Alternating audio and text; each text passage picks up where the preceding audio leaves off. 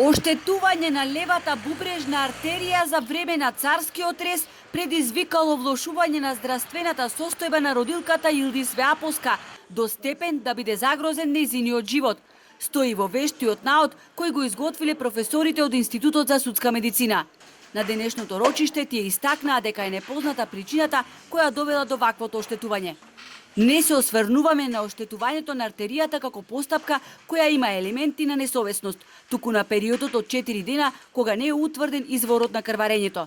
Ние наведуваме во вештачењето дека постои поврзаност во начинот на лекување и пропустот да се утврди причината за крварењето. Пациентката била постојано под терапија, но не се направиле обиди да се утврди од каде е крварењето, истакнаа професорите. Во вештачењето е наведено дека е одговорен докторот што го водел пациентот, но и целиот медицински персонал кој требал да се грижи за пациентката. Ние немаме податоци дека е извршен гинеколошки преглед по породувањето, потенцираа вештите лица професори од Институтот за судска медицина. Да подсетам до обвинителството, до адвокатите и до сите, дека кај мене не е само бубрекот изваден, туку кај мене и матката извадена. За матката воопшто не се зборуваше, зашто тоа е извадено и зашто јас веќе не можам да станам мајка и не можам веќе да имам јас други деца. Се зборуваше само за бубрекот, само за артеријата, но како е оштетена матката, јајникот како е оштетен и зашто се тргнати тие органи.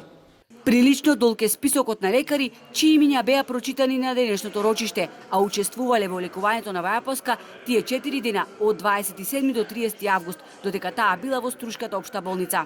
Во вештачењето стои дека учесниците во оперативниот зафат кај мојата клиентка, вадењето на сите тие органи, товарот на несовесното лекување паѓа на сите учесници.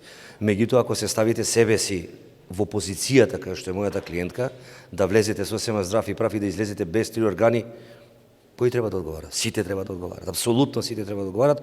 Судењето продолжува на 10 јули со сведочење на уште еден лекар од клиниката за гинекологија.